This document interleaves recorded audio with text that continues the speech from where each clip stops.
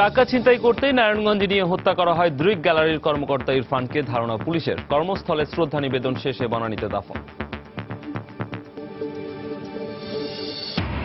তনুর ছোট ভাইয়ের বন্ধুকে তুলে নেয়ার অভিযোগ অস্বীকার পুলিশের। হত্যার প্রতিবাদে সারা দেশের শিক্ষা প্রতিষ্ঠানে ধর্মঘট পালন। পহেলা বৈশাখে বিকেল 5টার মধ্যে উন্মুক্ত স্থানে অনুষ্ঠান শেষ করার নির্দেশ, না হলে কঠোর ব্যবস্থা নেয়ার হুঁশিয়ারি স্বরাষ্ট্রমন্ত্রীর। বাজানো যাবে না ভুবুজেলা। মৃত ব্যক্তির ব্যাংকে জমা করা টাকা নমিনি নয়, পাবেন উত্তরাধিকারী, হাইকোর্টের রায়।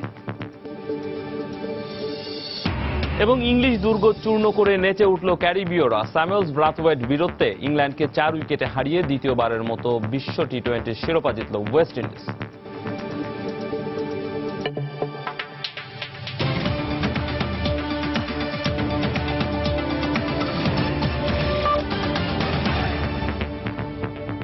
প্রবাসী সময়ের সঙ্গে আছি আমি রামিম হাসান। টাকা ছিনতাই করতেই নারায়ণগঞ্জে নিয়ে হত্যা করা হয় দৃক গ্যালারির কর্মকর্তা ইরফানুল ইসলামকে, এমনটাই ধারণা করছে পুলিশ। রোববার সকালে নারায়ণগঞ্জের জালকুড়ি এলাকা থেকে দৃক গ্যালারির প্রশাসনিক কর্মকর্তা ইরফানুল ইসলামের লাশ উদ্ধার করে পুলিশ। মাথায় আঘাতের পর শ্বাসরোধ করে ইরফানকে হত্যা করা হয়েছে বলে ধারণা করছে ময়নাতদন্তকারী চিকিৎসক। শনিবার বেলা 11:15টার দিকে নিখোঁজ হওয়ার 4.5 ঘন্টার মধ্যে নারায়ণগঞ্জ লিংক রোডের এই জায়গায় মেলে দৃক গ্যালারির প্রশাসনিক কর্মকর্তা ইরফানুল ইসলামের মৃতদেহ।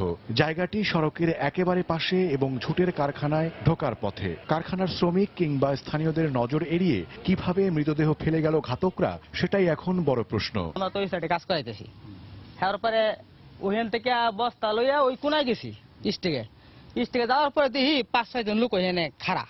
তা আমরা মনে করলাম যে হয়তো অ্যাক্সিডেন্ট হয়েছে নাকি, সবসময় অ্যাক্সিডেন্ট তো হয়। তার বস্তা ফালা একটু আগায় গেলাম, কিরে এত লোক খেয়ে এখানে যা দেখি লাশ ফালানো। শনিবার ধানমন্ডির 8-এ ডাচ বাংলা ব্যাংক থেকে প্রায় 3 লাখ টাকা তুলতে গিয়ে নিখোঁজ হন ইরফানুল। জালকুড়িতে অজ্ঞাত পরিচয়ে একজনের মৃতদেহ মিলেছে এমন খবর পেয়ে বড় ভাই নারায়ণগঞ্জ জেনারেল হাসপাতালে ইরফানের লাশ শনাক্ত করেন। এদিকে ময়নাতদন্তের পর চিকিৎসক জানান ইরফানকে আঘাতের পর শ্বাসরোধ করে হত্যা করা হয়। মাথায় অনেকগুলো আঘাতের চিহ্ন আছে এবং তাকে যে তার শরীরে বিশেষ করে মুখে, গালে, গলার নিচে শ্বাসরোধ করলে যে চিহ্নগুলো পাওয়া যায় সেই রকম। তো প্রথমত তাকে মাথায় আঘাত করা হয়েছে এবং এরপরে শ্বাসরোধ করে তাকে হত্যা করা হয়েছে।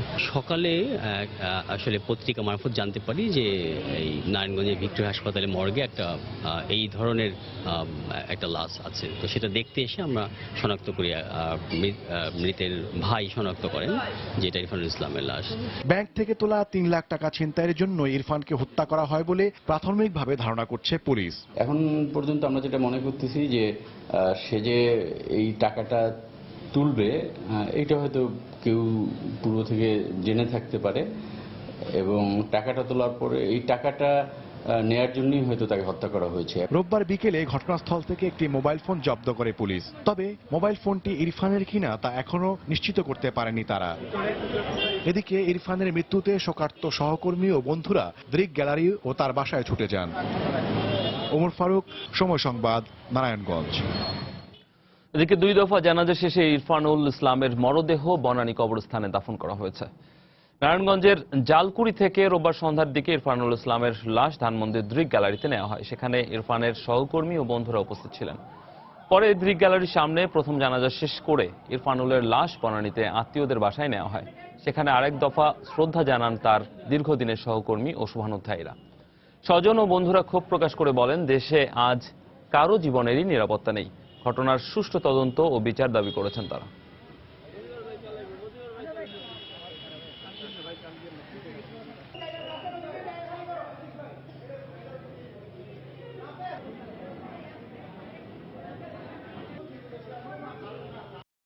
খুবই বিশ্বস্ত এবং খুবই সজ্জন মানুষ ছিলেন। খুবই চিন্তার বিষয়, এটা একটা দেশের আইন শৃঙ্খলা পরিস্থিতিকে নির্দেশ করে।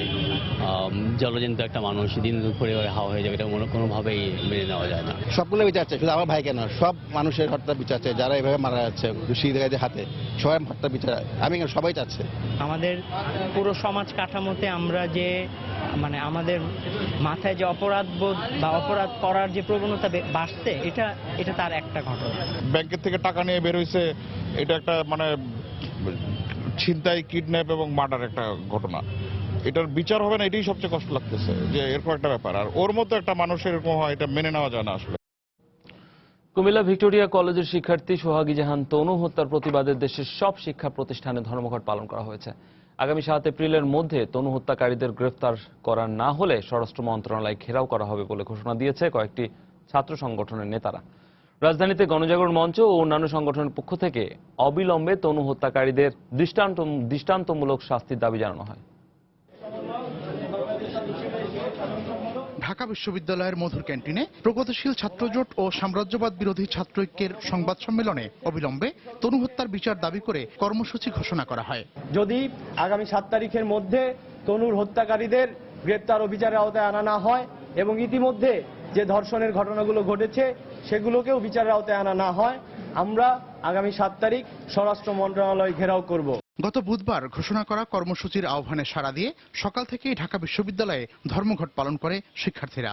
তনুর হত্যাকারীরা গ্রেফতার না হয় ক্ষোভ প্রকাশ করেন তারা। ধর্মঘটে আমরা আসলে স্বতঃস্ফূর্তভাবে সাধারণ শিক্ষার্থীরা অংশগ্রহণ করেছি। ঘরে বসে না থেকে রাস্তায় নামা উচিত, রাজপথে নামা উচিত, মাঠে নেমে জনগণের ভিতরে এই দাবিটি ছড়িয়ে দেওয়া উচিত। ছেলেরা তো আমাদের সাথে আছে, মেয়েদেরও এগিয়ে আসা উচিত। শুধু ক্লাস বর্জনই নয়, ক্যাম্পাসে মানববন্ধন ও বিক্ষোভ মিছিল থেকেও এ হত্যাকাণ্ডের তীব্র নিন্দা জানানো হয়। এদিকে 4 দফা দাবি নিয়ে গণস্বাক্ষর কর্মসূচি পালন করে গণজাগরণ মঞ্চ। এছাড়া বিকেলে ঢাকা বিশ্ববিদ্যালয়ের রাজু ভাস্কর্যের সামনে ছাত্র শিক্ষক এবং সাধারণ মানুষের অংশগ্রহণে প্রতিবাদ সমাবেশ অনুষ্ঠিত হয়। মিজানুর রহমান কবির, সময় সংবাদ, ঢাকা। এদিকে 6 দিনেরও বেশি সময় পার হলেও এখনও খোঁজ মেলেনি নিহত সোহাগী জাহান তনুর ভাইয়ের বন্ধু মিজানুর রহমান সোহাগের। পরিবারের দাবি, আইন শৃঙ্খলা বাহিনীর সদস্যরা সোহাগকে তুলে নিয়ে গেছে, তবে এই অভিযোগ অস্বীকার করেছে পুলিশ। এদিকে তনু হত্যার বিচারের দাবিতে আজও দেশের বিভিন্ন স্থানে নানা কর্মসূচি পালন করে শিক্ষার্থী ও বিভিন্ন সংগঠন। ব্যুরো প্রতিবেদক ও জেলা প্রতিনিধিদের পাঠানো তথ্য ছবি নিয়ে ডেস্ক রিপোর্ট। রোববার সকালে কুমিল্লা প্রেস ক্লাবে সংবাদ সম্মেলন করেন নিখোঁজ মিজানুর রহমান সোহাগের স্বজনরা। তাদের দাবি, গত 27 মার্চ রাত 1টার দিকে কুমিল্লা বুড়িচং উপজেলার নারায়ণপুর গ্রামের বাড়ি থেকে একটি গাড়িতে করে সোহাগকে নিয়ে যাওয়া হয়। এ সময় তারা নিজেদেরকে গোয়েন্দা পুলিশের সদস্য বলে পরিচয় দেন।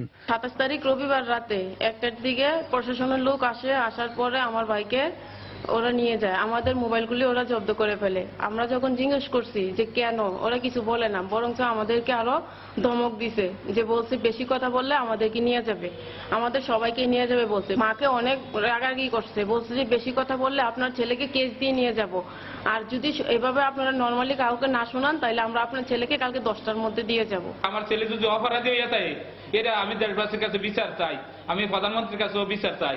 তবে সোহাগকে আটকের বিষয়ে কোনো তথ্য নেই বলে জানালেন জেলার পুলিশ সুপার। তার বাবা এবং বোন এসেছিল। তো আমাদের আসলে আমাদের একটা জিডি হয়েছে গত 30 তারিখে বুড়িচং থানায়। তো এটাই আমাদের কোনো ইউনিট তাকে আমরা ধরি নাই এবং এ বিষয়ে আমাদের কোনো কিছু জানা নেই। এদিকে তনু হত্যার বিচার দাবিতে সিলেটে ধর্মঘট পালন করেন শাহজালাল বিজ্ঞান ও প্রযুক্তি বিশ্ববিদ্যালয়ের শিক্ষার্থীরা। এ সময় তারা অবিলম্বে তনু হত্যার রহস্য উদ্ঘাটন করে জড়িতদের গ্রেপ্তারের দাবি জানান। প্রগতিশীল ছাত্রজোটের আহ্বানে আমরা সারা ক্যাম্পাসে আজকে ধর্মঘট পালন করছি। ধারাবাহিকভাবে কিছু আন্দোলন সংগ্রাম করব। একটা হচ্ছে আমাদের কেন্দ্রীয় কর্মসূচি আমরা পালন করব, আর পাশাপাশি আমরা আমাদের যে জোটগত অবস্থান সেখানে আমরা বসে আমরা পরবর্তী কর্মসূচি নির্ধারণ করব। দুপুরে চট্টগ্রামের চেরাগী পাহাড় থেকে একটি মিছিল বের করে ছাত্র ইউনিয়ন ও ধর্ষণ বিরোধী তারুণ্য মঞ্চ। মিছিলটি নগরীর বিভিন্ন সড়ক প্রদক্ষিণ করে। এতে একাত্মতা প্রকাশ করে নগরীর বিভিন্ন স্কুল কলেজের শিক্ষার্থীরাও অংশ নেয়। এছাড়া রাজশাহী, যশোর ও গাইবান্ধা সহ দেশের বিভিন্ন স্থানে মানববন্ধন ও প্রতিবাদ মিছিল করে বিভিন্ন সংগঠন। মনিরুজ্জামান প্রান্ত, সময় সংবাদ। প্রবাসী সময় আরো থাকছে। সারা দেশে একযোগে এইচএসসি ও সমমানের পরীক্ষা শুরু। অংশ নিয়েছে 12.5 লাখ শিক্ষার্থী। প্রশ্ন ফাঁস ঠেকাতে কঠোর নজরদারি জানালেন শিক্ষামন্ত্রী। পহেলা বৈশাখের রাজধানী সহ সারা দেশে বিকেল 5টার পর উন্মুক্ত স্থানে অনুষ্ঠান শেষ করতে হবে বলে জানিয়েছেন স্বরাষ্ট্রমন্ত্রী আসাদুজ্জামান খান কামাল। বৈশাখের অনুষ্ঠানে ভুবুজেলাও নিষিদ্ধ করা হয়েছে। রোববার আইন শৃঙ্খলা সংক্রান্ত এক সভা শেষে মন্ত্রণালয় ব্রিফ করেন তিনি। সন্ধ্যা 6টার মধ্যে রাজধানীর সোহরাওয়ার্দী উদ্যান ও রমনা পার্ক খালি করে দেয়া হবে বলেও জানান তিনি।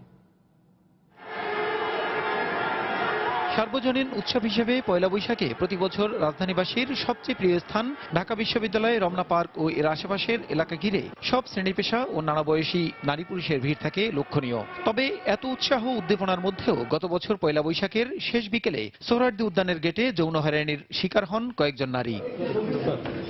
ফলে এবার পয়লা বৈশাখে এমন অনাকাঙ্ক্ষিত ঘটনার পুনরাবৃত্তি ঠেকাতে কঠোর অবস্থান নিয়েছে সরকার। টিএসসি, রমনা পার্ক ও কূটনৈতিক এলাকা সহ বর্ষবরণের এলাকাগুলোতে বিশেষ নিরাপত্তা নেওয়া হবে বলে জানান স্বরাষ্ট্রমন্ত্রী। রমনা পার্ক, সোহরাওয়ার্দী উদ্যানে সিসিটিভির আওতায় থাকবে এবং এই সমস্ত জায়গায় পর্যাপ্ত পরিমাণ নিরাপত্তা বাহিনী থাকবে, ওয়াচ টাওয়ার থাকবে। ভুবুজেলা এই বিকট আওয়াজের বাঁশি এটা নিষিদ্ধ হবে। আগুন ধরার সহায়ক কোনো কিছু নিয়ে এই সমস্ত পাবলিক প্লেসে কেউ যেতে পারবে না। পয়লা বৈশাখে বিকাল 5টার পর রাজধানী সহ সারা দেশে উন্মুক্ত স্থানে বর্ষবরণের সব অনুষ্ঠান বন্ধ রাখার নির্দেশ দেওয়া হয়েছে।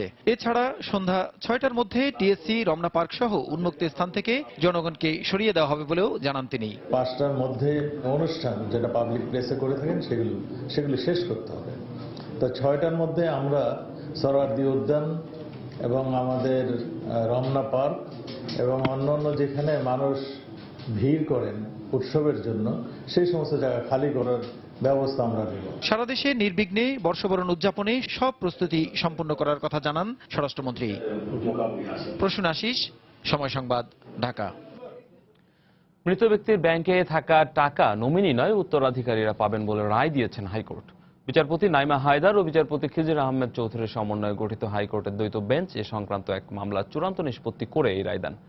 মামলার বিবরণীতে দেখা যায় 2014 সালের মার্চে বাংলাদেশ ব্যাংকের ডেপুটি ডিরেক্টর শহীদুল হক চৌধুরী তার দ্বিতীয় স্ত্রীকে নমিনি করে 30 লক্ষ টাকার সঞ্চয়পত্র রাখে। পরে শহীদুল হক মারা গেলে তার দ্বিতীয় স্ত্রী পুরো টাকা একাই ভোগ করতে চাইলে মৃত শহীদুলের প্রথম পক্ষের সন্তানরা টাকা দাবি করে মামলা করে। তবে নিম্ন আদালত রায় দিয়েছিল নমিনি যিনি তিনিই সেই টাকা পাবেন। এ রায়ের বিরুদ্ধে হাইকোর্টে আপিল করলে রোববার মৃত ব্যক্তির ব্যাংকে থাকা টাকা নমিনি নয়, উত্তরাধিকারীরা পাবেন বলে রায় দিলেন আদালত। ট্রাস্টের চেয়ারপারসন ও প্রধানমন্ত্রী শেখ হাসিনার সভাপতিত্বে বঙ্গবন্ধু শেখ মুজিবুর রহমান মেমোরিয়াল ট্রাস্টের ব্যবস্থাপনা কমিটির সভা অনুষ্ঠিত হয়েছে। রোববার সন্ধ্যায় রাজধানী ধানমন্ডিতে বঙ্গবন্ধু ভবনে এই সভা হয়। সভায় বঙ্গবন্ধু স্মৃতি জাদুঘরের উন্নয়ন সহ দেশব্যাপী শিক্ষা প্রতিষ্ঠানের সংগ্রাম থেকে স্বাধীনতায় বঙ্গবন্ধু শীর্ষক শিক্ষামুখী কর্মসূচির অগ্রগতি নিয়ে আলোচনা করা হয়। এছাড়া ট্রাস্ট ও সাব কমিটির রিপোর্ট নিয়েও আলোচনা হয় সভায় ট্রাস্টি শেখ ফজলুল করিম সেলিম, আইনমন্ত্রী আনিসুল হক সহ ট্রাস্টের অন্যান্য সদস্যরা উপস্থিত ছিলেন। যাত্রাবাড়ী থানায় বিশেষ ক্ষমতা আইনে দায়ের করা মামলায় বিএনপি চেয়ারপারসন বেগম খালেদা জিয়া আগামী 5 এপ্রিল আদালতে আত্মসমর্পণ করে জামিন আবেদন করবেন বলে জানিয়েছেন তার আইনজীবী সানাউল্লাহ মিয়া। রোববার নিম্ন আদালতে সময় সংবাদকে এই কথা জানান তিনি।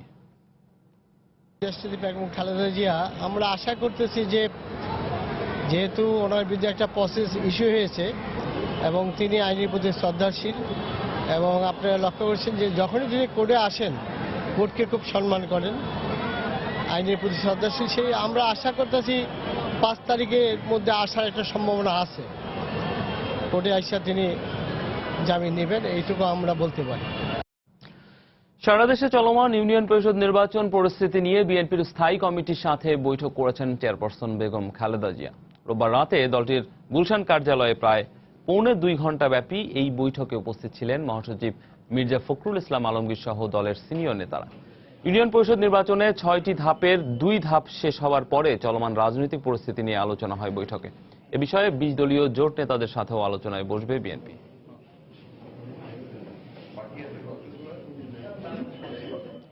বিএনপি জনবিচ্ছিন্ন হয়ে পড়েছে বলে দাবি করে আওয়ামী লীগের যুগ্ম সাধারণ সম্পাদক মাহবুবুল আলম হানিফ বলেছেন, তারা এখন ইউপি নির্বাচন ও নির্বাচন কমিশনকে বিতর্কিত করার ষড়যন্ত্র করছে। রোববার আওয়ামী লীগের ধানমন্ডি কার্যালয়ে 4র্থ দফা ইউনিয়ন পরিষদ নির্বাচনে 730টি ইউনিয়নের মধ্যে 567 জন প্রার্থী চূড়ান্ত তালিকা ঘোষণা করেন তিনি। বিএনপি সম্প্রতিকালে তারা বলছেন যে তারা এই নির্বাচন থেকে সরে দাঁড়াবেন। এই ঘোষণার মধ্য দিয়ে, তাদের এই মনোভাব প্রকাশের মধ্য দিয়ে এটা জনগণের কাছে এটা পরিষ্কার হয়ে উঠেছে যে এই নির্বাচনকে এবং নির্বাচন কমিশনকে বিতর্কিত করার জন্যই তারা পরিকল্পিতভাবেই এই নির্বাচনে অংশ নিয়ে এবং তার থেকে সরে দাঁড়ানোর জন্য একটা চক্রান্তে লিপ্ত আছে। আমাদের 4র্থ ধাপের প্রার্থীর আমাদের 567 চূড়ান্ত প্রার্থীর তালিকা ঘোষণা করলাম। এই সমস্ত প্রার্থীদেরকে তাদের মনোনয়নপত্র আমাদের এই মাননীয় সভানেত্রী দলীয় কার্যালয় ধানমন্ডি 3 নম্বর অফিস থেকে সংগ্রহ করার জন্য আমরা অনুরোধ জানাই। সারা দেশে একযোগে অনুষ্ঠিত হলো এইচএসসি ও সমমানের পরীক্ষা। বাংলা প্রথম পত্রের মধ্য দিয়ে শুরু হয় এই পরীক্ষা। 2352টি কেন্দ্রে অংশ নিয়েছে 12.25 লাখ শিক্ষার্থী। এবার শুরুতেই নেওয়া হয় এমসিকিউ এর অংশ জানিয়ে মিশ্র প্রতিক্রিয়া জানিয়েছেন শিক্ষার্থীরা। এদিকে কেন্দ্র পরিদর্শন করে শিক্ষামন্ত্রী জানান, প্রশ্নফাঁস ঠেকাতে কঠোর নজরদারি নেওয়া হয়েছে। এবার পরীক্ষার্থীদের মনোসংযোগ যাতে কোনো ব্যাঘাত সৃষ্টি না হয় সে কারণে কোনো কেন্দ্রের ভেতরেই প্রবেশ করেননি শিক্ষামন্ত্রী। পরীক্ষা শুরুর আগ মুহূর্ত, তাই যেন দম ফেলার ফুসরত নেই পরীক্ষার্থীদের। শেষ মুহূর্তে বইয়ের পাতায় চোখ বুলাতে ব্যস্ত সবাই।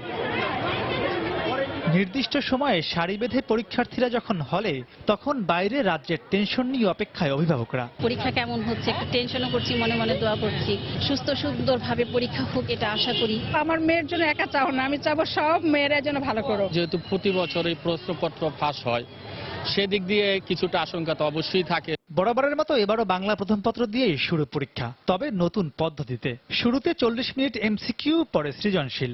তবে অনভ্যস্ততার কারণে কিছুটা বিড়ম্বনায় পড়তে হয়েছে বলে দাবি পরীক্ষার্থীদের। অবজেক্টিভটা যদি আগে না দিয়ে সাবজেক্টিভের পরে দিত তাহলে এটা বেশি বেটার হতো। ওইখানে যে ভীতিটা ছিল সেটা প্রথম পরীক্ষা দেওয়ার পর ভীতিটা কেটে গেছে আল্লাহর রহমতে। নতুন সেটা একটু প্রবলেম হয়েছে, অনেকে ছাত্ররা একটু কয়েকটা লেট করে ফেলেছে। সিকিউটা অনেক ভালো ছিল, এমসিকিউটা নিয়ে একটু প্রবলেম হয়েছে। ওইটা কোশ্চেনটা আমাদের কাছে মনে হয়েছে হার্ড একটু। এদিকে রাজধানীর বিভিন্ন কলেজে গিয়ে পরীক্ষা কার্যক্রম পরিদর্শন করেছেন শিক্ষামন্ত্রী। তবে পরীক্ষায় যেন বিঘ্ন না ঘটে তা নিশ্চিতে এদিন হলে প্রবেশ করেননি তিনি। পাশাপাশি প্রশ্ন ফাঁস রোধে কঠিন শাস্তির ব্যবস্থা নেওয়া হয়েছে বলে জানান তিনি। আগে সবচেয়ে বড় আশঙ্কা ছিল প্রশ্ন ফাঁস হওয়ার জায়গা, এটা ছিল ছাপাখানা, বিজি প্রেস। সেখানে আমরা নিশ্চিদ্র ব্যবস্থা নিয়েছি, কোনো সুযোগই নাই কারোর পক্ষে আর্ধেক করবার। আমরা নিরাপদে প্রশ্ন পৌঁছাতে পারতেছি। আর যারা প্রশ্ন ফাঁস করে তাদের বিরুদ্ধে খুবই তীব্রভাবে নজরদারি করা হচ্ছে এবং বিভিন্ন গোয়েন্দা সংস্থা বিভিন্ন জনের পিছনে লেগে আছে, তারা কিছু করতে পারেন না। আমাদের এই বিরাট সময় পরীক্ষা, এটা অর্থহীন। তাকে যাচাই করে নিতে হবে যে সে প্রকৃত অর্থে এই জ্ঞানটা অর্জন করতে পারছে কিনা, যা এসএসসি লেভেলে কিংবা এইচএসসি লেভেলে হওয়া উচিত। সেই রকম একটা পদ্ধতি আমাদেরকে বের করতে হবে। গতবারের তুলনায় এবারের এইচএসসি পরীক্ষায় অংশ নিচ্ছে প্রায় 1.5 লাখ বেশি পরীক্ষার্থী। যেহেতু উচ্চশিক্ষার সিঁড়ি হিসেবে ব্যবহার হয় এইচএসসি পরীক্ষা, তাই এসব শিক্ষার্থীদের চাওয়া প্রশ্নপত্র ফাঁস রোধের পাশাপাশি পরীক্ষা চলাকালীন সময়ে শান্ত রাখতে হবে দেশের সার্বিক রাজনৈতিক পরিস্থিতিও। আর তাই এই পরীক্ষার মাধ্যমে দেশের আসল মেধাবীরা উঠে এসে দেশের সার্বিক অর্থনৈতিক উন্নয়নে আরো ভূমিকা রাখতে পারবে বলে মনে করেন এসব পরীক্ষার্থীরা। মাহমুদ রাকিব, সময় সংবাদ, ঢাকা। প্রবাসী সময় আরো থাকছে। চট্টগ্রামের হাটহাজারীতে জঙ্গি আস্তানা সন্ধানের ঘটনায় ব্যারিস্টার শাকিলা সহ 33 জনের বিরুদ্ধে চার্জশিট। এবং পশ্চিমবঙ্গে সোমবার বিধানসভা নির্বাচন, প্রথম দফায় মাওবাদী অঞ্চলে ভোট গ্রহণ, জনমত জরিপে এগিয়ে মমতার তৃণমূল। সাভারের চামড়া শিল্প নগরীতে 40 থেকে 50টি ট্যানারি চালুর মতো সরকারের প্রস্তুতি আছে বলে মন্তব্য করে শিল্পমন্ত্রী আমির হোসেন আমু বলেছেন, অবিলম্বে হাজারীবাগ থেকে ট্যানারি সরাতে হবে। গুটি কয়েক মানুষের স্বার্থ রক্ষার জন্য কোটি কোটি মানুষের জীবন বিপন্ন করা যাবে না। রোববার বঙ্গবন্ধু আন্তর্জাতিক সম্মেলন কেন্দ্রে 4র্থ জাতীয় এসএমই মেলার উদ্বোধনী অনুষ্ঠানে তিনি এসব কথা বলেন। কোটি কয়েক লোকের স্বার্থ সংরক্ষণের জন্য আমি কোটি কোটি মানুষের জীবন বিপন্ন করতে পারি না। আজকে আপনারা দেখাচ্ছেন চামড়া পচে যাচ্ছেন, সরকার প্রস্তুত নয়। আমি চ্যালেঞ্জ দিয়ে বলতে চাই, আমরা 40 থেকে 60টি মিল কারখানা চালু করার মতো অবস্থানে আমরা এখন রয়েছি।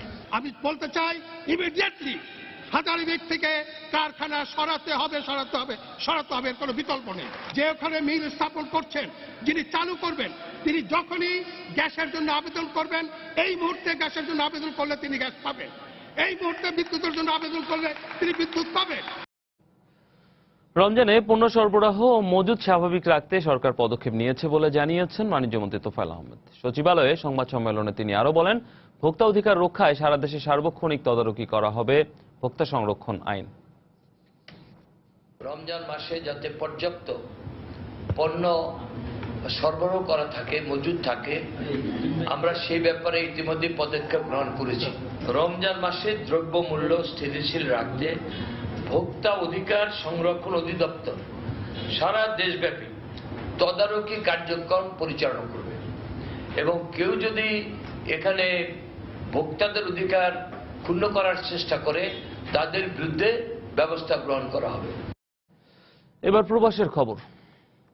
বাংলাদেশের সঙ্গে মিল রেখে রোববার থেকে সৌদি আরবে শুরু হয়েছে উচ্চ মাধ্যমিক ও সমমানের পরীক্ষা। সৌদি আরবে এবারের পরীক্ষায় অংশ নিচ্ছে মোট 142 জন শিক্ষার্থী। রোববার স্থানীয় সময় সকাল 7টা থেকে ঢাকা শিক্ষা বোর্ডের অধীনে পরিচালিত সৌদি আরবে বাংলাদেশ ইন্টারন্যাশনাল স্কুল ও কলেজের রিয়াদ ও জেদ্দা শাখায় শুরু হয় পরীক্ষা।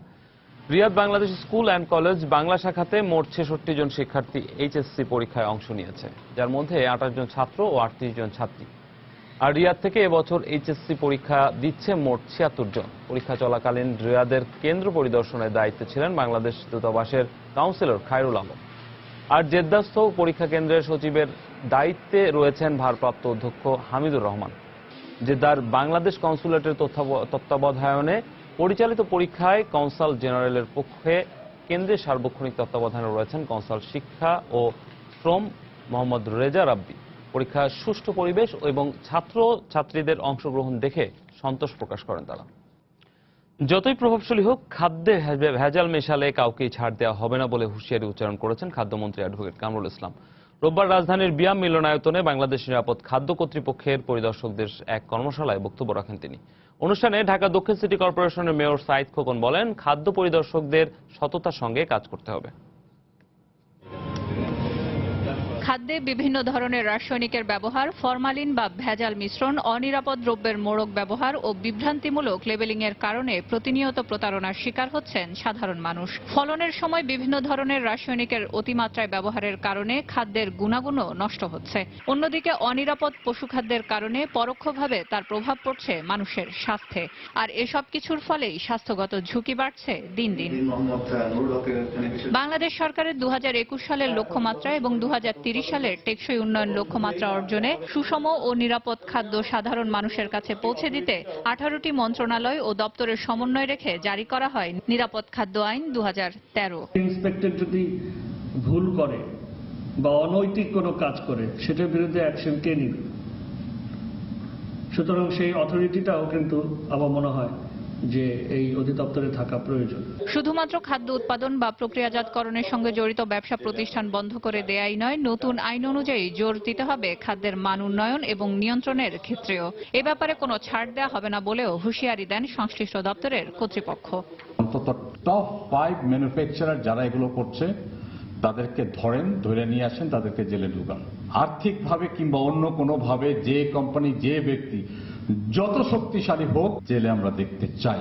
খাওয়ার যে সমস্ত ফিড, যে সমস্ত যারা নাকি উৎপন্ন করে প্রস্তুতকারক প্রতিষ্ঠানগুলো যারা, তাদের কিন্তু আমরা ছাড়বো না। কি উপকরণ তারা ব্যবহার করে সেটাও কিন্তু আমাদের ইন্সপেক্টরদের বিবেচ্য বিষয়। আওয়ামী লীগ দলীয় মালিক না বিএনপি দলীয় মালিক সেটা বিবেচ্য বিষয় না। কোনো প্রতিষ্ঠানকেই ছাড় দেওয়া হবে না যদি মান অনুযায়ী তারা খাদ্য উৎপাদন না করে। জনগণের চাহিদা অনুযায়ী সেরকম খাদ্য নিরাপত্তা দিতে চাই, এটা জনগণের সাংগঠনিক অধিকার। পাশাপাশি বিজ্ঞান ভিত্তিক অনুশীলনের মাধ্যমে নিরাপদ খাদ্য নিশ্চিত করতে বাংলাদেশ নিরাপদ খাদ্য কর্তৃপক্ষের নিজস্ব ল্যাবরেটরি স্থাপন সম্পন্ন করা হবে বলে জানান সংশ্লিষ্টরা। সেলিয়া সুলতানা, সময় সংবাদ, ঢাকা। ডিজিটাল বাংলাদেশ গড়ার ক্ষেত্রে সাইবার নিরাপত্তা গুরুত্বপূর্ণ বলে মন্তব্য করেছেন তথ্য ও যোগাযোগ প্রযুক্তি প্রতিমন্ত্রী জুনায়েদ আহমেদ পলক। রোববার রাজধানীর একটি হোটেলে সাইবার হামলা ও নিরাপত্তা বিষয়ক এক সেমিনারে তিনি এ মন্তব্য করেন। বাংলাদেশও সাইবার হামলা থেকে নিরাপদ নয় উল্লেখ করে তিনি বলেন, এ ধরনের ঘটনা রোধে বিভিন্ন পদক্ষেপ নিচ্ছে সরকার। Cyber security is also an essential part to implement digital Bangladesh. Digital Bangladesh গড়ার পেছনে সাইবার নিরাপত্তা একটি উল্লেখযোগ্য বিষয়।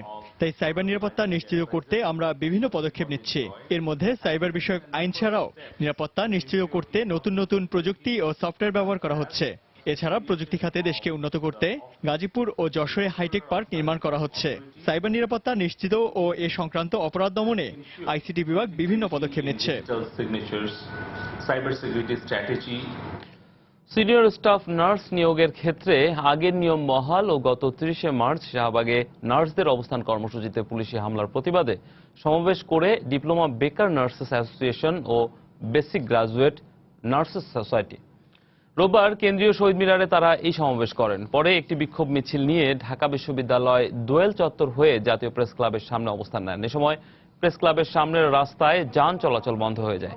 প্রায় 2 ঘন্টা রাস্তা আটকে সমাবেশ করেন আন্দোলনরত নার্সেস অ্যাসোসিয়েশনের সদস্যরা। এ সময় তারা গত 30 মার্চ শান্তিপূর্ণ অবস্থান কর্মসূচিতে পুলিশি হামলার তীব্র নিন্দা জানিয়ে হামলাকারীদের বিরুদ্ধে ব্যবস্থা নেওয়ার দাবি জানান। এছাড়া পিএসসির দেয়া নার্স নিয়োগ বিজ্ঞপ্তি বাতিল করে পূর্বের নিয়মে জ্যেষ্ঠতা ও মেধার ভিত্তিতে নার্সদের নিয়োগ দেওয়ারও দাবি জানান তারা। যতগুলো নার্স বাংলাদেশে নিয়োগ দেওয়া হয়েছে সবগুলো ছিল বেস্ট মেধার জ্যেষ্ঠতার ভিত্তিতে। আমরাও সেটা চেয়েছিলাম। ওই নিয়োগকে আমরা বৃদ্ধাঙ্গুলি দেখে আমরা কর্মসূচি দিয়ে যাচ্ছিলাম এবং সেই সাথে গত 30 তারিখ আমরা শাহবাগে ওই দাবি বাস্তবায়নে এবং পিএসসি সার্কুলার দ্রুত বন্ধের দাবিতে শান্তিপূর্ণ অবস্থান নেওয়ার করে দিয়েছিলাম, কিন্তু সেখানে পুলিশের চরম নির্যাতন হয়েছে। শুধুমাত্র নার্সিং সেক্টরে দেখা যায় যে শুধুমাত্র নার্সিং এ 36 বছর প্রমোশন করা হয়েছে, যেটা যে কোনো সরকারি চাকরির ক্ষেত্রে একটা ব্যতিক্রমী উদাহরণ। এবং প্রধানমন্ত্রী আমাদের জন্য আন্তরিক, আমরা আশা করি তার হস্তক্ষেপের মাধ্যমে আমাদের সমস্যার সমাধান হবে। চট্টগ্রামের হাটহাজারীতে জঙ্গি আস্তানা পাওয়ার ঘটনায় সন্ত্রাস দমন আইনে দায়ের করা মামলায় ব্যারিস্টার শাকিলা ফারজানা সহ জঙ্গি সংগঠন শহীদ হামজা ব্রিগেডের 33 জনকে অভিযুক্ত করে চার্জশিট দিয়েছে র্যাব। রোববার সকালে মামলার তদন্ত কর্মকর্তা র্যাবের ASP Ruhul Amin judicial magistrate আদালতে এই চার্জশিট জমা দেন। মামলা দায়েরের পর থেকে র্যাব এই মামলা তদন্ত করছে। তদন্ত শেষে স্বরাষ্ট্র মন্ত্রণালয়ের অনুমোদন পাওয়ার পর 3 আইনজীবী সহ 33 জনকে অভিযুক্ত করে চার্জশিট দেওয়া হয়েছে। মামলাটিতে সাক্ষী হিসেবে রাখা হয়েছে 83 জনকে। এর আগে গত 20 মার্চ বাঁশখালীতে জঙ্গি আস্তানা সন্ধান পাওয়ার ঘটনায় সন্ত্রাস দমন আইনের অপর মামলায় 28 জনকে অভিযুক্ত করে চার্জশিট দিয়েছিল র্যাব। ইউনিয়ন পরিষদ নির্বাচনে পুলিশের গুলিতে নিহত ঢাকা বিশ্ববিদ্যালয়ের ছাত্র সুজন মৃধার মৃত্যুর ঘটনা সুষ্ঠু তদন্ত বিচারের দাবিতে বিক্ষোভ মিছিল করেছেন বিশ্ববিদ্যালয়ের সাধারণ শিক্ষার্থীরা। রোববার বেলা 12টার দিকে বিশ্ববিদ্যালয়ের ব্যবসা অনুষদ ভবনের সামনে থেকে মিছিল বের হয়। এরপর কলা ভবন ও টিএসসি হয়ে মিছিলটি প্রেস ক্লাবে গিয়ে শেষ হয়। নিহতের সহপাঠীর পাশাপাশি বিভিন্ন বিভাগের শতাধিক শিক্ষার্থী এতে অংশ নেন। ব্যালট বাক্স ছিনতাইয়ের অভিযোগ নাকচ করে তারা অভিযোগের সুরে বলেন সুজনকে খুব কাছ থেকে গুলি করে হত্যা করা হয়েছে। এই ঘটনা সুষ্ঠু তদন্ত করে দোষীদের বিরুদ্ধে আইনানুগ ব্যবস্থা নেয়ার দাবিও করেন মিছিলকারীরা। নিহত সুজন মৃধা ঢাকা বিশ্ববিদ্যালয়ের মার্কেটিং বিভাগের 3য় বর্ষের ছাত্র। গত 31 মার্চ দ্বিতীয় দফা ইউনিয়ন পরিষদ নির্বাচনে মাদারীপুর সদর উপজেলার ধুরাইল ইউনিয়নের ভোট গণনা চলাকালে পুলিশের গুলিতে তার মৃত্যু হয়। পুলিশ জানায় ব্যালট বাক্স ছিনতাই ঠেকাতে ফাঁকা গুলি ছোড়েন তারা। তবে নিহতের স্বজনদের অভিযোগ ভোট গণনা নিয়ে কথা কাটাকাটির এক পর্যায়ে হঠাৎই গুলি চালালে ঘটনাস্থলে সুজনের। জাতীয় চলচ্চিত্র দিবস 2016 উপলক্ষে রাজধানীর শিল্পকলা একাডেমিতে অনুষ্ঠিত হয়েছে চলচ্চিত্রের পোস্টার, প্রয়াত চলচ্চিত্র ব্যক্তিদের প্রতিকৃতি, স্থিরচিত্র প্রদর্শনী ও আলোচনা অনুষ্ঠান। রোববার আলোক প্রজ্বলনের মধ্য দিয়ে শিল্পকলা একাডেমির সঙ্গীত ও নৃত্যকলা কেন্দ্রের লবিতে এই প্রদর্শনী উদ্বোধন করেন আমন্ত্রিত অতিথিরা। পরে বাংলাদেশের ঐতিহ্যবাহী যেসব চলচ্চিত্রের স্থিরচিত্র ঘুরে ঘুরে দেখেন তারা। পাশাপাশি সঙ্গীত ও নৃত্যকলা কেন্দ্রেও মিলনায়তনে অনুষ্ঠিত হয় আলোচনা সভা। এ সময় বাংলাদেশের চলচ্চিত্র শিল্পের বর্তমান দুরবস্থা ও এ থেকে উত্তরণের বিভিন্ন উপায় নিয়ে আলোচনা করেন কিংবদন্তি চলচ্চিত্র অভিনেতা নায়করাজ রাজ্জাক সহ গুণী চলচ্চিত্র নির্মাতারা। এছাড়াও বাংলাদেশের চলচ্চিত্রের হারানো ঐতিহ্য ফিরিয়ে আনতে দর্শকদের প্রেক্ষাগৃহে গিয়ে ছবি দেখার আহ্বান জানান তারা।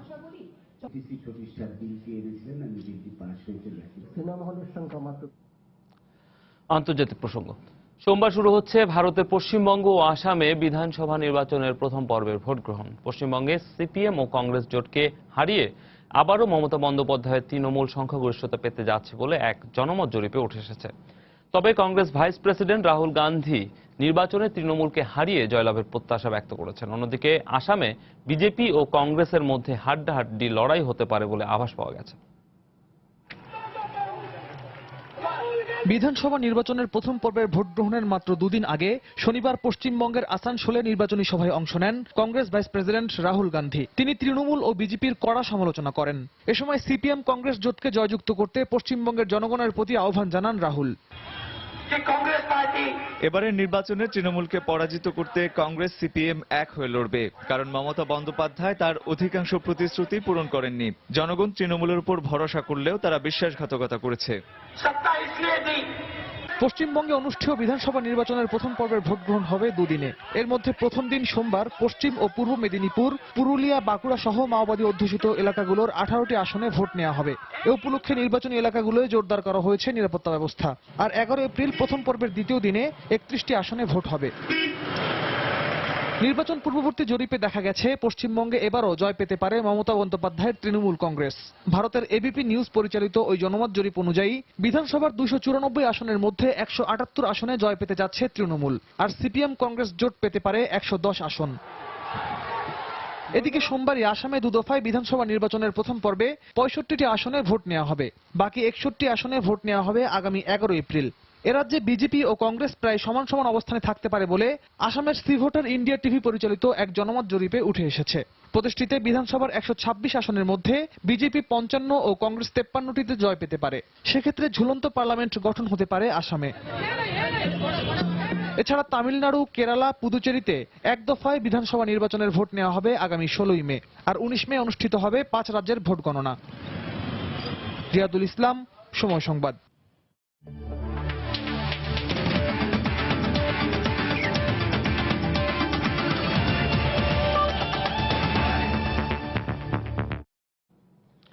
পুরো ক্রিকেট বিশ্বকে টি-20 বিনোদনে মাতিয়ে দিল ওয়েস্ট ইন্ডিজের ক্রিকেট। সেই সাথে ক্যারিবিয়ান নৃত্য আর ছন্দে মুগ্ধ হলো সবাই। একমাত্র দল হিসেবে দ্বিতীয়বারের মতো ওয়ার্ল্ড টি-20 চ্যাম্পিয়ন হয়েছে ওয়েস্ট ইন্ডিজ। ইডেন গার্ডেন্সের ফাইনালে ইংল্যান্ডকে 4 উইকেটে হারিয়েছে ক্যারিবীয়রা। প্রথমে ব্যাট করে 9 উইকেটে 155 রান করে ইংলিশরা। জবাবে ব্র্যাথ ওয়াইটের অতিমানবীয় ব্যাটিংয়ে 2 বল বাকি থাকতে জয়ের বন্দরে পৌঁছে যায় ওয়েস্ট ইন্ডিজ। শেষ 6 বলে 19 রান। সম্ভব আর অসম্ভবের দোলাচলে ইডেন থেকে শুরু করে পুরো ক্রিকেট দুনিয়া। কিন্তু ক্রিকেটে 2016 সালটাকে সোনার হরফে ক্যারিবীয়দের নিজেদের করে লিখে রাখতে অবিশ্বাস্য ব্যাটিং প্রদর্শনী কার্লোস ব্রাথওয়েটের। টানা 4 বলে 4 ছক্কা হাঁকিয়ে ইংলিশদের স্বপ্নের সমাধি রচনা করে রেকর্ড দ্বিতীয়বারের মতো ওয়ার্ল্ড টি-20 ট্রফিতে চুমুন দিল ওয়েস্ট ইন্ডিজ।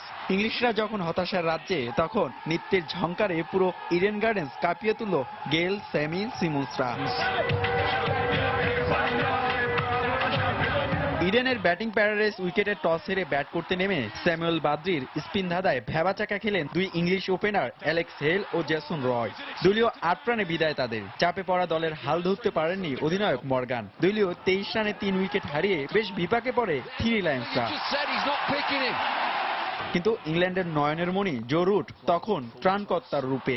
তার সাথে বাটলারের 61 রানের জুটি মান বাঁচায়। তবে বাটলার 36 রানে আউট হলে আবারও প্রাণোচ্ছল আনন্দে নেচে ওঠে ক্যারিবিয়ানরা। পরে জো রুটের 54 রানে চড়ে 155 রানের চ্যালেঞ্জিং স্কোর পায় ইংলিশরা, যা ওয়ার্ল্ড টি-20 ফাইনালের ইতিহাসে দ্বিতীয় দলীয় স্কোর। টুর্নামেন্টের সব ম্যাচে রান তাড়া করে জেতার নজির দেখিয়েছে ওয়েস্ট ইন্ডিজ। তাই 156 রান গেল, সিমন্সরা টপকে যাবে সহজেই, এই বিশ্বাস তখনও হাজার লক্ষ কোটি সমর্থকদের বাজি ক্যারিবিয়ানদের পক্ষে। কিন্তু একই ব্যাট হাতে উজ্জ্বল জো রুট, বল হাতে ইংলিশদের নায়ক বনে গেলেন চার্লস ও গেলের মহামূল্যবান উইকেট তুলে। সেমিফাইনালের চিত্রনায়ক সিমন্সও দলীয় 11 রানে প্যাভিলিয়নে ফিরলে স্তব্ধ হয়ে পড়ে ক্যারিবিয়ান ডাগ আউট। এমন সময় হাল ধরেন 2 অভিজ্ঞ স্যামুয়েলস ও ব্রাভো। আস্কিং রান রেট বেড়ে যাওয়ার চাপে ব্রাভো 25 রানে আউট হবার পরপরই ফেরেন রাসেল ও অধিনায়ক ড্যারেন স্যামি। তবে চীনের প্রাচীরের মতো অবিচল ছিলেন মার্লন স্যামুয়েলস। তার 85 রানের বিরচিত ইনিংসকেই মূলত বলতে হবে ক্যারিবীয় দ্বীপপুঞ্জের উল্লাসের অন্যতম উৎস। হুমায়ুন কবির রোজ, সময় সংবাদ। নারী টি-20 বিশ্ব আসরের খবর। প্রথমবারের মতো নারী টি-20 বিশ্ব আসরের শিরোপা জিতল ওয়েস্ট ইন্ডিজ নারী ক্রিকেট দল। কলকাতার ইডেন গার্ডেন্সে টসে জিতে এদিন শুরুতে ব্যাট করে 5 উইকেটে 148 রান করে অস্ট্রেলিয়া, যা নারী বিশ্ব আসরের ইতিহাসে এখন পর্যন্ত ফাইনালের সর্বোচ্চ সংগ্রহ। জবাবে ব্যাট করতে নেমে ম্যাথিউস ও টেইলরের টুর্নামেন্ট সেরা জুটিতে জয়ের বন্দরে পৌঁছে যায় ক্যারিবীয়রা। কলকাতার ইডেন গার্ডেন্সে কোনো পরিবর্তন ছাড়াই সেমিফাইনালের মূল একাদশ নিয়ে ফাইনালে মাঠে নামে দুদল। তবে এদিন ব্যাটিংয়ের শুরুটা ভালো হয়নি অজিদের। দলীয় 15 রানেই ওপেনার অ্যালিসা হেলিকে হারায় তারা, কিন্তু এরপর ভিলানি আর ল্যানিং এর ব্যাটে জমে ওঠে খেলা। স্কোরবোর্ডে দুজনে মিলে যোগ করেন 77 রান। এরপর ব্যক্তিগত 52 রান করে আউট হন ভিলানি। অন্য পাশে পেরিকে নিয়ে রানের চাকা সচল রাখেন অধিনায়ক মেগ ল্যানিং। শেষ পর্যন্ত ল্যানিং এর 52 ও পেরির 28 রানে ভর করে বিশ্বকাপে ফাইনালে এখন পর্যন্ত সর্বোচ্চ 148 রানের সংগ্রহ পায় অস্ট্রেলিয়া। জবাবে ব্যাটিংয়ের শুরুটা দুর্দান্ত করে ক্যারিবীয়রা। 2 ওপেনার ম্যাথিউস ও টেইলর মিলে করেন 120 রানের অসাধারণ জুটি, যা টি-20 ইতিহাসে ক্যারিবীয় নারীদের সর্বোচ্চ উদ্বোধনী জুটি। ম্যাথিউজ নিজের ক্যারিয়ার সেরা 66 রান তুলে আউট হলে ডটিনকে সঙ্গে নিয়ে এগুতে থাকেন টেইলর। পরে 59 রান করে টেইলর সাজঘরে ফিরলেও ততক্ষণে জয় অনেকটা নিশ্চিত করে ফেলে ক্যারিবীয়রা। শেষে ডটিন ও কুপার মিলে জয়ের বন্দরে পৌঁছে দেন ওয়েস্ট ইন্ডিজকে।